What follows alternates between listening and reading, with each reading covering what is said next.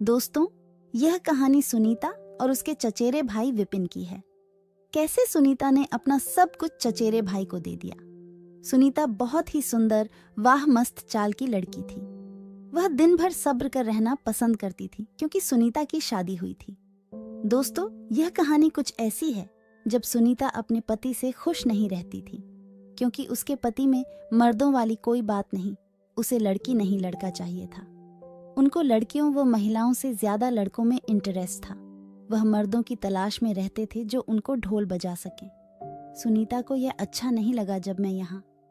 उसके पति ने कहा, देखो सुनीता, मैं तुमसे शादी नहीं करना चाहता था, पर माँ बाप के जिसके चलते मैंने तुमसे शादी की है। मैं तुम्हें पहले ही बता देना चाहता हूँ कि मैं तुम्हें शारीरिक सुख नहीं दे सकता। अगर तुम किसी और के साथ मजे लेना चाहती हो तो मेरी तरफ से तुम्हें पूरी छूट है और इसी तरह तुम मेरी पत्नी भी बनी रहो। पहले तो सुनीता को यह सब ठीक नहीं लगा, पर बाद में सुनीता ने सोचा है यही सही रहेगा क्योंकि सुनीता का पति सुनीता से बहुत प्यार करता था। सभी जगह घुमाने जाता था, शॉपिंग करा था। उसके पति के पास पैसा था, गाड़ी बंगला और एक फैक्ट्री। सुनीता को वहां मिला था जबकि उसके मायके में इतना सब कुछ कभी नहीं हुआ था। सुनीता ने सोचा अगर वह बाहर रिश्ता बना ले तो उसे सब कुछ मिल जाएगा। यही सोचकर सुनीता एक मर्द की तलाश करने लगी। तभी सुनीता को उसका चचेरा भाई हाथ लग गया। दिवाली का दिन था।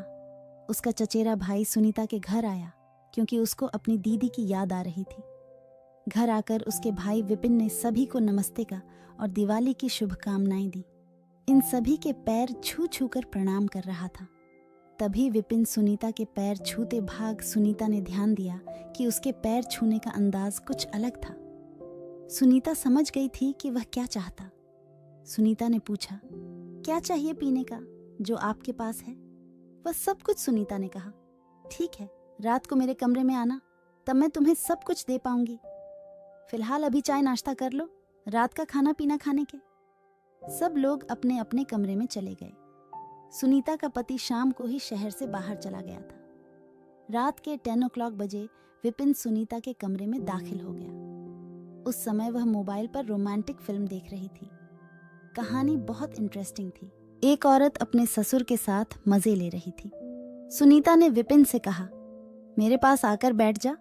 टिफिन ने पूछा, जीजाजी कहाँ का? ने कहा, वह अपनी बहन के यहाँ दूसरे शहर गए हैं, 3 दिन बाद ही आएंगे। अनीता ने विपिन से पूछा, अब बता तू मेरे पर इस तरह से क्यों चुराता?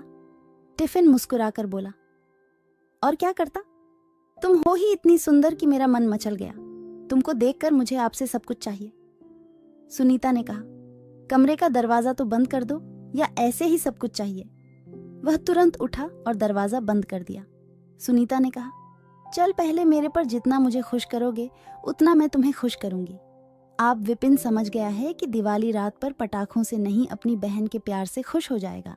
श्रीगा ने विपिन को तेल की और पैरों में मालिश करने को कहा। विपिन तुरंत अपनी बहन के पैरों में मालिश करने लगा।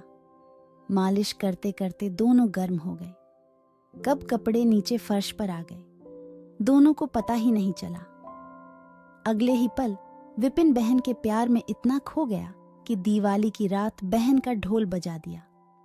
उस दिन से सुनीता विपिन से रोज ढोल बजने लगी।